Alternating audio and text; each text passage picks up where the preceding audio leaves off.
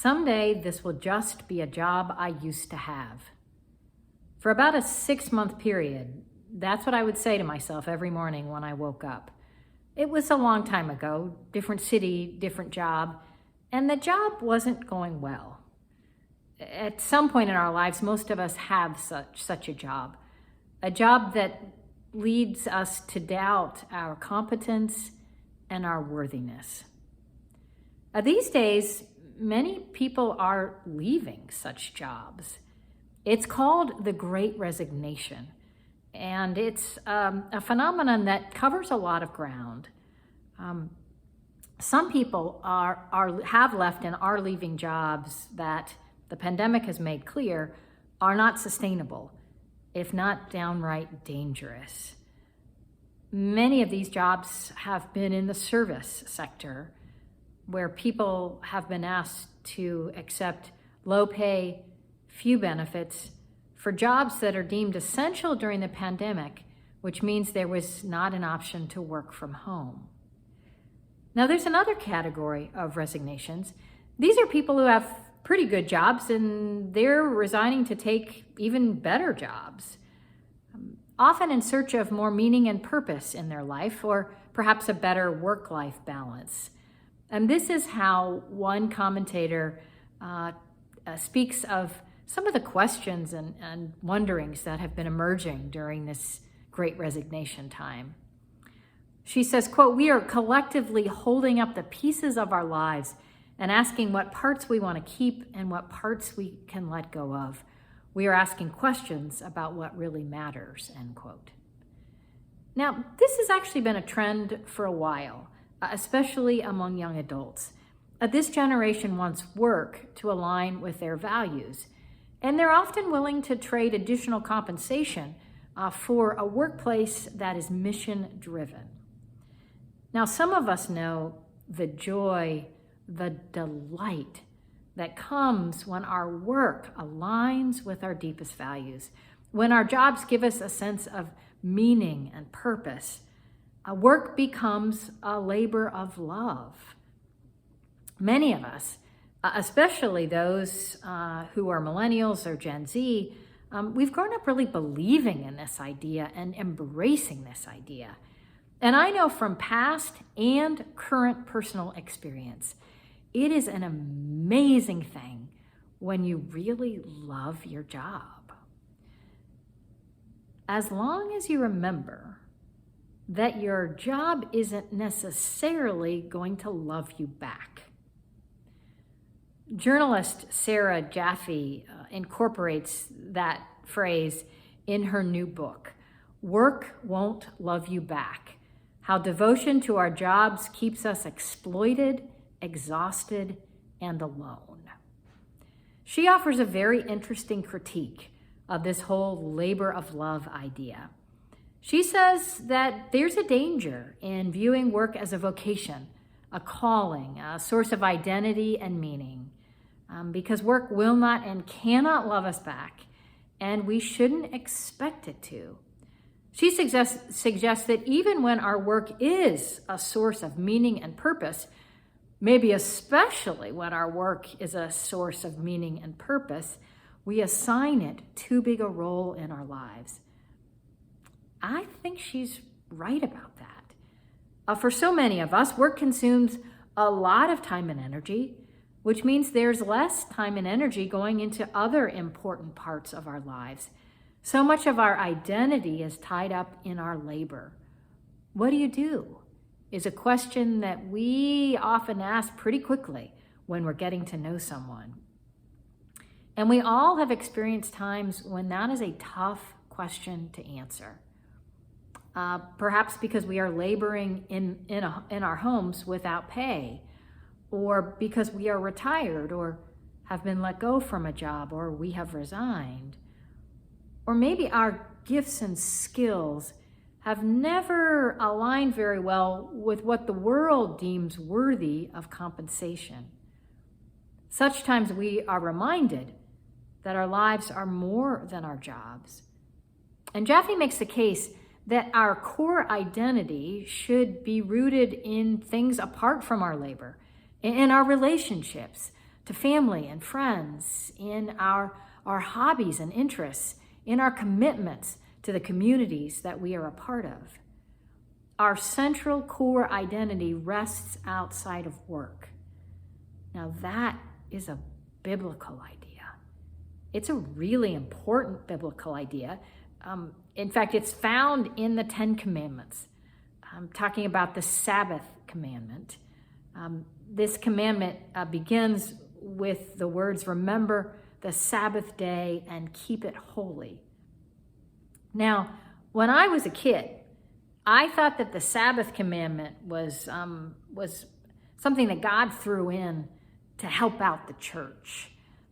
I thought that this commandment was something God just threw in with the others to help the church. I thought that church was so boring that no one would go unless ordered to, and there really wasn't anything else to do on a Sunday. But if we carefully read the commandment, we see that there's no mention of going to church or synagogue. There's really no mention of what one should do on the Sabbath. It's really all about what one shouldn't do. 6 days you shall labor and do all your work, but the seventh day is a Sabbath to the Lord your God. You shall do no work. Let me repeat that last part. I really like that last part. You shall do no work. The Sabbath is all about not working, not consuming, not producing. At the very heart of the Sabbath is this idea that there are important things about the human condition that cannot be captured in terms of work and labor. There's a tombstone in Vermont on which is written, "John Brown, born a man, died a grocer." That tombstone is a lie. We are not our professions. We are so much more than producers and consumers. And that truth is what Sabbath is all about. And once a week, that's not too often to remember that we are not our jobs. We lose sight of that, though, when we do not take a break from our labor. Years ago, I was on a panel of women clergy, and we were asked different questions. And one question we were asked was about how we take care of ourselves. And I was the last to speak, and the other women pastors spoke first, and their answers were pretty long, and often began with an admission that they were working too many hours, and then they shared some of their self-care practices. And then they got to me, and I said, "Gosh, I just try not to work all the time." And that's all I said. I finished the sentence. There was a moment of silence, and then the whole room burst out in applause, as if I had said something profound and daring. Gosh, I just try not to work all the time. That's a really low bar. And yet it sounds daring and risky and countercultural. So what is wrong with us? We have invested so much of our self-worth in our labor. And friends, no matter how awesome our job is, our job cannot love us, it cannot save us, and it cannot make us whole. Because when it comes to our jobs, there's always more to be done. There's more work to do, and we can't get to it all, so we work harder, we work longer hours, and we are still left feeling inadequate. We haven't done enough, which means we aren't enough. If we invest our self-worth in our labor, we are never enough. I'm a big fan of the television show Ted Lasso. One of the main characters, Roy Kent, is a famous footballer. He's really good at it. But he's getting old, and it's time for him to retire. But he just can't imagine what his life will be without this identity.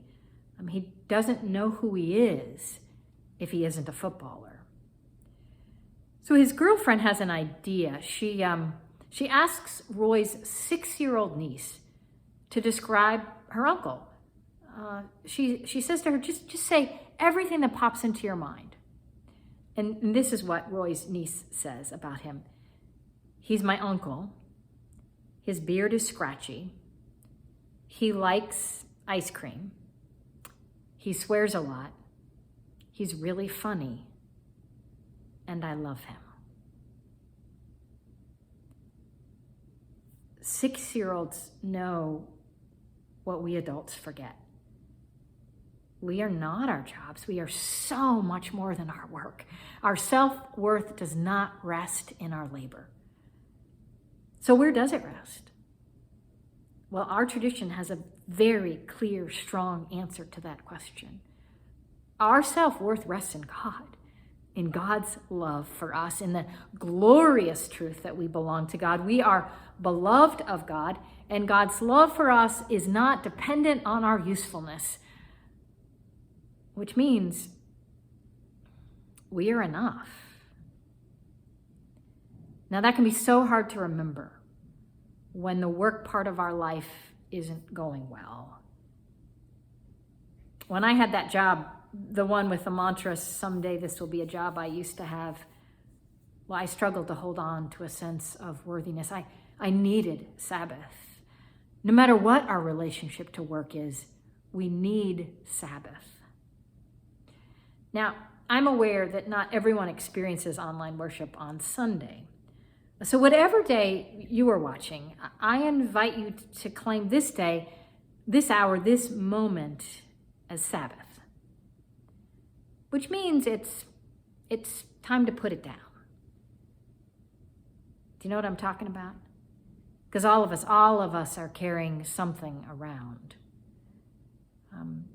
Some weeks it's a sense of self-importance. Gosh, I'm good at my job. I'm important. Sabbath is a time to remember that God is the center of the universe. Or maybe we're carrying around, and this is a very seductive idea. It's this idea that if we don't do the work, it's not going to get done and everything is going to fall apart. Sabbath is a time to put that down and remember that God is at work, taking care of the world while we are at rest. Or maybe it's anxiety that we're carrying around, too much work, too little time, too many bills, too little money. Sabbath is an invitation to remember that God has promised to provide us with enough. Or maybe it's nothing like that. Maybe your life doesn't contain enough meaningful work because you are unemployed or underemployed or retired, and the days stretch out long and empty.